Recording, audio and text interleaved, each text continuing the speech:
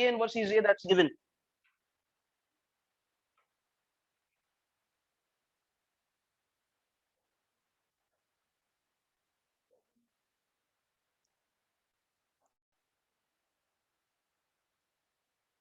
Isn't it?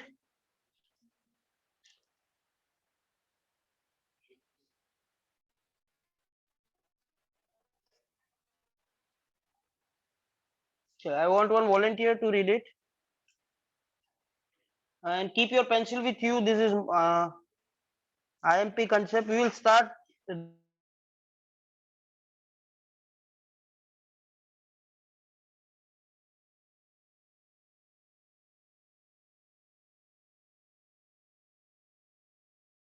Okay. Chalo then.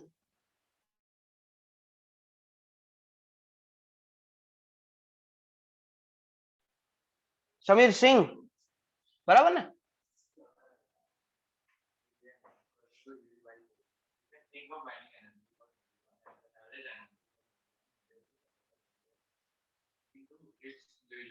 एक minute, ये EBN is EB by A का formula होता है, ये हमने देखा था। उसके नीचे उसका डेफिनेशन दिया है कि this binding energy per nucleon is considered as the average energy per nucleon which is needed to separate a nucleus into its individual nucleons। जो अभी ये कंसेप्ट लेके अभी हमने वो कॉइन वाला क्वेश्चन सॉल्व किया कि हर एक बाइंडिंग एनर्जी पर न्यूक्लियन पता है, तो एक न्यूक्लियस में जो हर एक न्यूक्लियन होगा, चाहे वो फिर प्रोटॉन हो या फिर वो इतनी एनर्जी से उसके अंदर बाउंड होगा। उसका वैल्यू सपोज 8 MeV आता है, तो अगर 8 MeV का एनर्जी आप उसको बाहर से दे दोगे, then that nucleon becomes free, and that's why this 8 MeV is said to be a binding energy and we are considering it for per nucleon, इसलिए इसको बोलते हैं EBN, that is binding energy per. बराबर है? इतना energy उसको दे दो तो वो फ्री हो जाएगा, जिसमें हमने ये कॉइन में फ्री करवाया। तो ये डेफिनेशन है, अंडरलाइन करके रखिए, ये आपको पूछ सकते हैं। चलिए देन नेक्स्ट पॉइंट।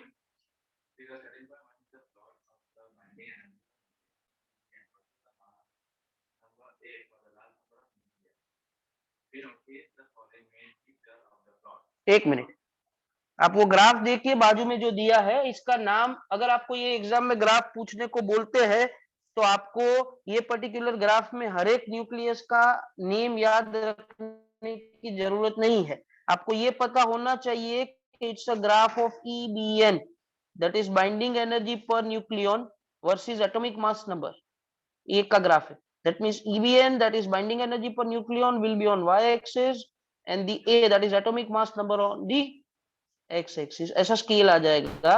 और इसका शेप आपको याद रखना है कि पहले जब लाइटर न्यूक्लियाई थे, जैसे 0, 2, 4, 6, 8 वाला न्यूक्लियाई है, तो ये बाइंडिंग एनर्जी वाला कर्व देखो तो उसमें ज्यादा वैल्यू का, बहुत कम वैल्यू है उसका binding energy per nucleon. That means they are considered to be unstable nuclei, उसकी स्टेबिलिटी इतनी होती नहीं है। फिर थोड़ा बढ़ाओ बढ़ाओ बढ़ाओ, अब देखो वो पीक वैल्यू आपको मिलता है Fe पे, ये Fe आपको एक याद रखना पड़ेगा। Iron Fe56 has the maximum value of the binding energy per nucleus, that is to be considered as a most stable nuclei। फिर उससे आगे अगर आप चले जाते हो तो ग्राफ थोड़ा सा लीन हो जाता है टुवर्ड्स लोअर साइड, मतलब वो स्टेबिलिटी थोड़ा कम होता जाता है। तो Fe से छोटे न्यूक्लियाई है वो भी इतने स्टेबल नहीं है, Fe से बड़े न्यूक्लियाई है वो भी इतने स्टेबल नहीं है। ऐसा शेप और ये Fe का वैल्यू और एक्सिस आपको याद रखना रहेगा। Are you clear with this? जो मैं ग्राफ प्लॉट ड्रॉ કર્યો છે, આવો ગ્રાફ તમને ડ્રો કરતા આવડવો જોઈએ। वैल्यू याद नहीं रहेगा तो चलेगा, ठीक है? 26 Fe56 को आप एक याद रखिए। चलिए नाउ अभी आप ध्रुमिल भाई आप रीड कीजिए।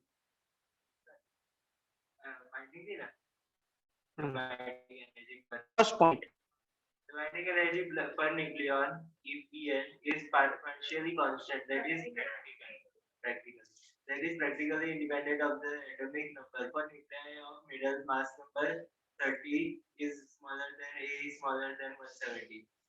The curve has maximum of about 8.75 MeV for A is equals to 56 and has a value of 7.6 MeV for A is equals to 233. This is the first point that you have to remember. आप इसको short में लिखना चाहो तो भी लिख सकते हो। फर्स्ट पॉइंट इज दैट कि ये बाइंडिंग एनर्जी पर न्यूक्लियन है जिसको हम ईबीएन से डिनोट करते हैं, वो प्रैक्टिकली तो कांस्टेंट होता है, इंडिपेंडेंट होता है ए से, लेकिन in generally we are considering middle range के जो एटॉमिक न्यूक्लियस है, दैट मींस 30 से लेके 170 के लिए वो कांस्टेंट होता है। 30 से नीचे वेरिएशन है, 170 से ऊपर वेरिएशन है, लेकिन 30 टू 170 तक का रेंज है वो कांस्टेंट है। उसमें भी आप ए देखो जिसको लिए हम एफई बोल रहे थे, एफई 56, तो एफई का लिए ए का वैल्यू 56 है, that comes in between a range of 30 to 170। उसका जो एमईवी है उसका वैल्यू है वो 8.7 एमईवी पर न्यूक्लियन है, बराबर। और उसके ऊपर चले जाओ, आपको 238 के लिए दिया गया है, 238 मतलब यूरेनियम का आइसोटोप होगा, बराबर। तो उसके लिए ए का वैल्यू 238 है, that comes out of the range, मतलब ये 170 से ऊपर चला जाता है, तो उसके लिए ये वैल्यू कांस्टेंट नहीं होता है, generally it is 7.6 MeV per nucleon. तो आपको इसमें से एमसीक्यू पूछ सकते हैं कि the binding energy per nucleon remains constant for which range of A, your answer must be 32। The second MCQ can be asked that the binding energy per nucleon is maximum for which nucleus? And your answer is iron 56. Fe56 के लिए 8.7 MeV, it is to be maximum binding energy per nucleon. You're getting with this? Your first point clear? Yes. We can proceed with the next point. EBN is lower for both light nuclei and heavy nuclei. ये first point માંથી second point થાય। 30 થી 170 માં જો constant રહેતું હોય, 30 से 170 में कांस्टेंट रहता है, तो बट ऑब्वियस है कि below 30 and above 170 it's unstable, मतलब वहां पे कांस्टेंट नहीं होगा, इसलिए दिया है कि ईबीएन इज लोअर। याद रखવું પડે। 30 टू 170 का एक रेंज आता है, 8 के करीब आता है, बराबर। 30 से बिलो जाओगे तो भी 8 से कम हो जाएगा, 170 से अबव जाओगे तो भी 8 से कम हो जाएगा। तो ईबीएन का वैल्यू बिलो 30 और अबव 170 जो कांस्टेंट वैल्यू होता है उससे कम हो जाता है। Getting with these 2 points? Okay. Online students માંથી આન્સર નથી આવતો।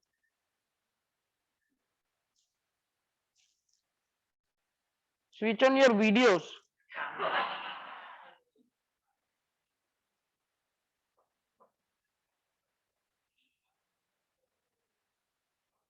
Fast.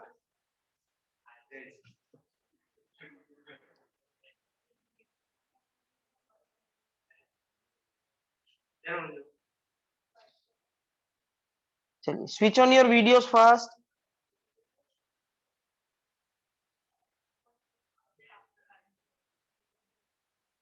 Okay, चलिए then next.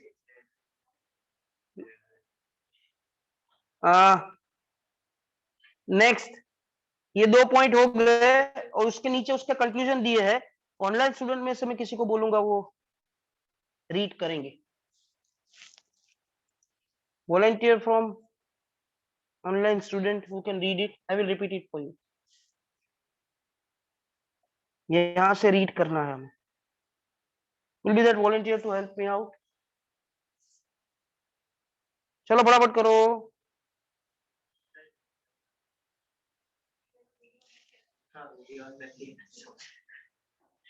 ये रीड करवाનું છે, रीड करता ना आवड़े, चलो फटाफट करो।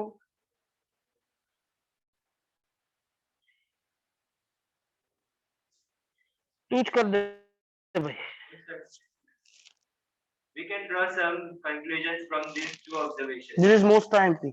First, डायरेक्टली तुमने 2 मार्क में क्वेश्चन पूछे तो आपको ऐसा नहीं पूछेंगे कि ईबीएन वर्सेस ए का ग्राफ प्लॉट करो, वो आपको ऐसा पूछेंगे कि write down the important conclusions from the EBN versus a graph, then you have to note down, you have to write down this directly. है ना, ग्राफ ड्रॉ नहीं करना है, just write down the conclusions and you need to do write down this only, right. Graph नहीं આના માટે જ છે, પણ ખાલી કન્ક્લુઝન લખવાનું કે તો પછી જરૂર નથી। હવે એવું કે drawing the graph of EBN versus A and write down the conclusion, then you need to draw graph and then how to write down the conclusions, right? चलो first point, the force is attractive and sufficiently strong to produce a binding energy of a few MeV per nucleon। और आपने note down किया होगा कि 30 से नीचे चले जाओ या 170 से अबव जाओ या 30 टू 170 की रेंज में रहो, बाइंडिंग एनर्जी पर न्यूक्लियन का वेरिएशन होता है, लेकिन वो रहता है तो MeV रेंज में। इतना ज्यादा एनर्जी क्यों रिक्वायर्ड होता है? Because this force which binds this nucleon is strong, इसका नाम ही स्ट्रॉन्ग न्यूक्लियर फोर्स है, इसलिए वो बाइंडिंग एनर्जी ज्यादा होता है। That's why the more energy is required to break this nucleus, ऐसा बोल सकते हैं, या to liberate this nucleons from the nucleus. वो पॉइंट आपको समझा रहे हैं कि that force by which they are bound is strong, so the more energy which is in the range of MeV is required. Are you clear with this? Second, the constancy of the binding energy in the range 30 is smaller than A is smaller than 170 is a consequence of the fact that the nuclear force is short range. Consider a particular nucleon inside a sufficiently large nucleus. It will be under the influence of one or only some of the neighbors, which come within the range of the nuclear force. If any other nucleon is at a distance more than the range of the nuclear force from the particular nucleon, it will have no influence on the binding energy of the nucleon under consideration. If a nucleon can have a maximum of p neighbors within the range of nuclear force, its binding energy would be proportional to p. Let the binding energy of the nucleus be pk, where k is the constant having dimensions of energy. If we increase A by adding nucleus, they will not change the binding energy of a nucleon inside. Since most of the nucleons in a large nucleus reside inside it and not on the surface, the change in binding energy per nucleon would be small. The binding energy per nucleon is constant and is approximately equal to pk. The property that a given nucleon influences only nucleus close to it and also referred to as the saturation property of the nucleus. एक मिनट, हमने ऐसा देखा कि binding energy per nucleon 30 to 170 की range में generally constant रहता है। 170 की अबव रेंज में चले जाओ तो फिर वो बाइंडिंग एनर्जी का वैल्यू इतना इंक्रीज नहीं होता है और वो स्टेबल भी नहीं रहता है। ऐसा क्यों होता है? दिस इज ड्यू टू, आपको तो ये पूरा पॉइंट में एक ही लिखना है, the constancy of a binding energy between 30 to 170 is due to a saturation property of strong nuclear force. We have studied that the strong nuclear force is a short range order force. Nucleus तक ही रखता है, 10 to the power minus 15 metre तक का range है। It's like that when it's heavy nucleus, बड़ा nucleus है, उसके ऊपर अगर आप एक न्यूक्लियस को ऐड करो तो वो सरफेस पे ऐड होता है, डायरेक्ट अंदर नहीं जाता है। तो वो सरफेस पे ऐड होता है तो वो स्ट्रॉन्ग न्यूक्लियर फोर्स की रेंज से इतना नजदीक नहीं आएगा, मतलब मे भी पॉसिबल है कि स्ट्रॉन्ग न्यूक्लियर फोर्स की रेंज से बाहर भी जाएगा। तो वो पर्टिकुलर न्यूक्लियन पे स्ट्रॉन्ग न्यूक्लियर फोर्स का इतना ज्यादा इफेक्ट नहीं होगा, उस पर ज्यादा इतना इफेक्ट नहीं होगा, मतलब वो इतना स्ट्रांगली बाउंड नहीं होगा। वो इतना स्ट्रांगली बाउंड नहीं होगा तो ऑल्दो आपने न्यूक्लियन ऐड किया है लेकिन बाइंडिंग एनर्जी का वैल्यू उतना नहीं बढ़ेगा, बिकॉज उसका बाइंडिंग एनर्जी कम होगा comparatively to other nucleus which are inside. It's like that. इसको मैं आपको लाइव एग्जांपल के साथ समझाऊं। If I am having a student of 15 students, class of 15 students, तो 15 स्टूडेंट है तो फिर वहां पे कोई अगर टीचर पढ़ाता है तो 15 पे 1 to 1 सबका हर एक का उसको पता होगा, बराबर। तो दैट बॉन्डिंग इज स्ट्रॉन्ग।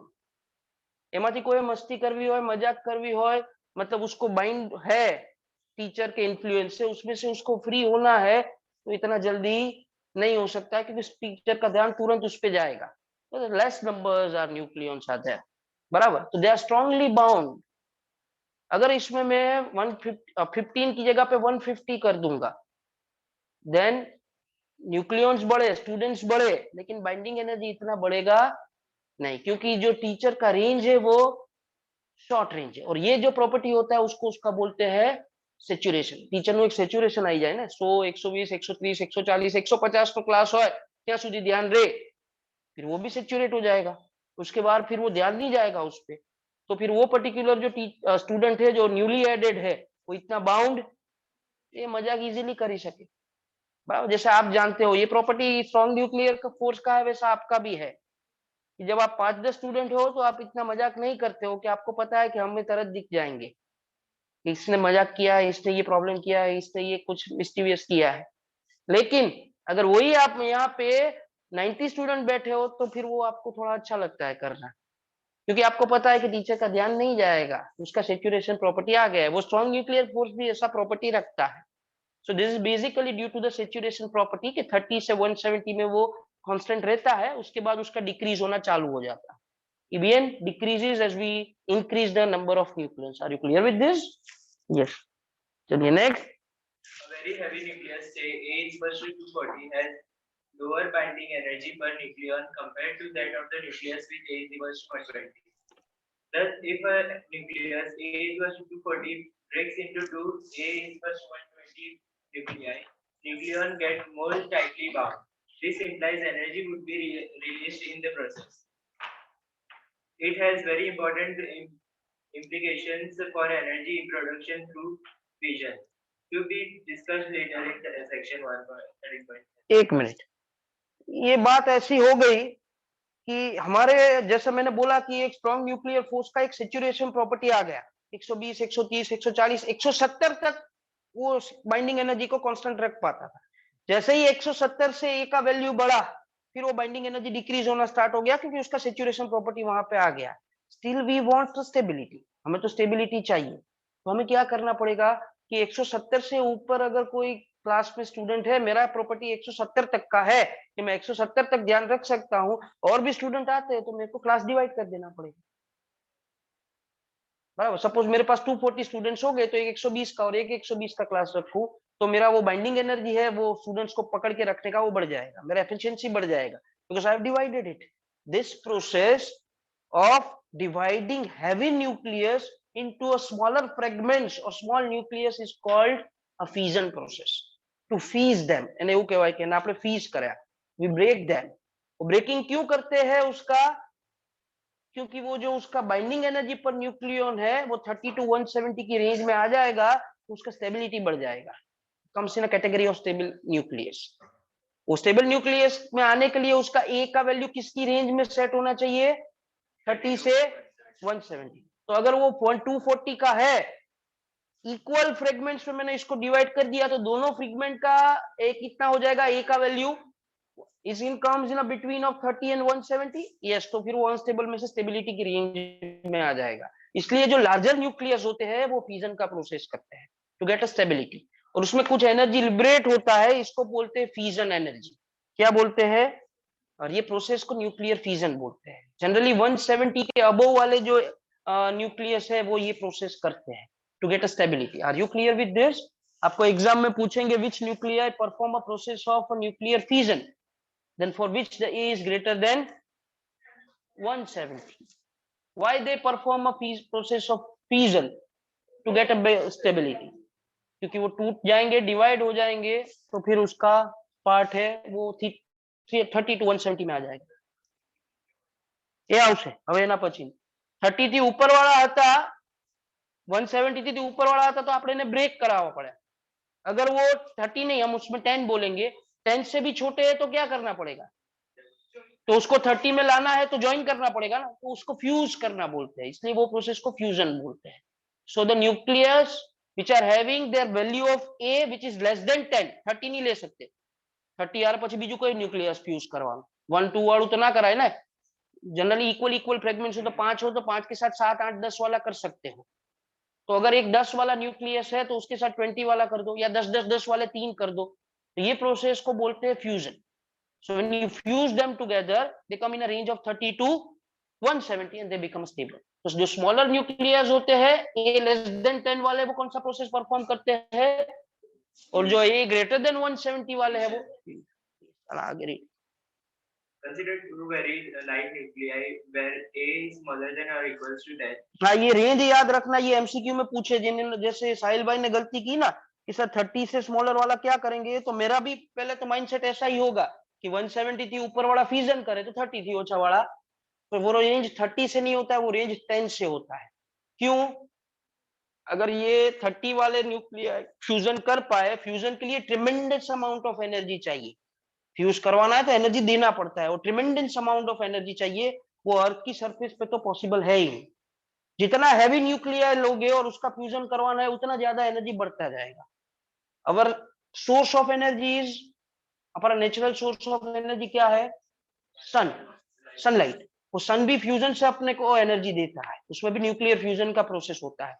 ऐसा बोलते हैं कि सन का जो एनर्जी है वो फ्यूजन से आता है, उसमें पहले हाइड्रोजन हाइड्रोजन फ्यूज होके हीलियम बनाते हैं।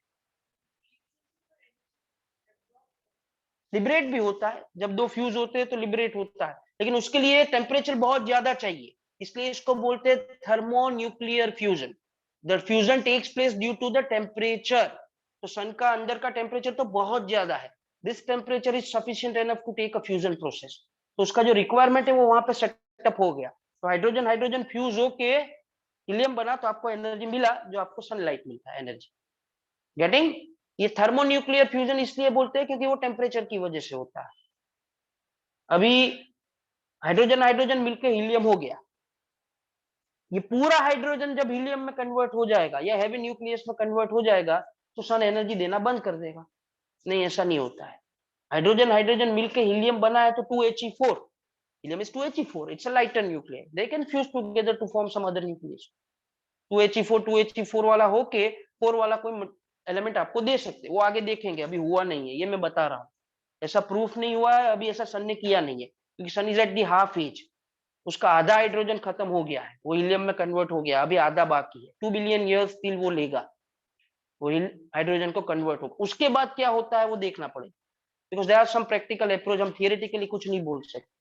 बट हीलियम का हो सकता है because it's a lighter nuclear.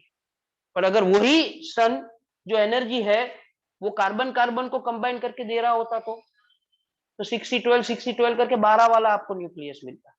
फिर 12 वाला न्यूक्लियस को कंबाइन करने के लिए और ज्यादा टेम्परेचर चाहिए, वो पॉसिबल नहीं है।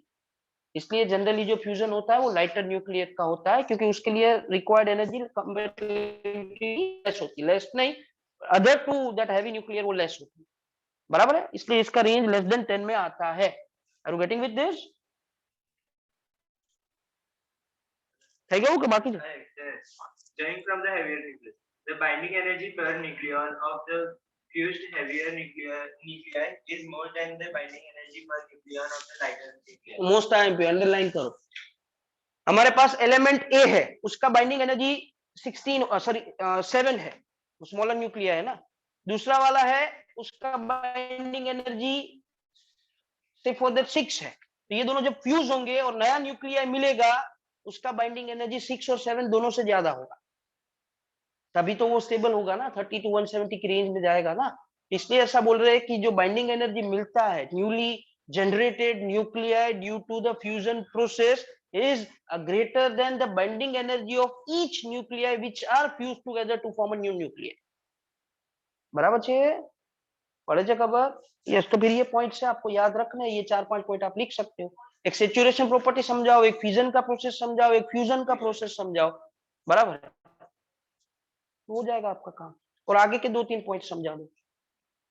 Fe आयन Fe है वो सबसे ज्यादा स्टेबल है, 30 to 170 वाले वो स्टेबल में आते हैं, 30 बिलो वाले स्टेबल नहीं है, 170 अबव वाले बिलो स्टेबल नहीं है। इतने पॉइंट्स आप इजीली लिख सकते हो। Are you clear with this concept? Content clear? Can you write down it with your own? Okay, चलिए। Online students, any doubt regarding this? Okay, તો કાલ તો સર લેવાના છે સવારે, તમારો લેક્ચર આવશે ને, તો સર થોડું લેશે પછી હું કન્ટિન્યુ કરી દઈશ, બરાબર? કાલે બાયો ગ્રુપ આવશે, તમે ઓનલાઈન ભણજો। Are you clear with this? Should I end the meeting now? મારી બેટરી બી 10% જ છે, પતો આવી ગઈ। ઓકે,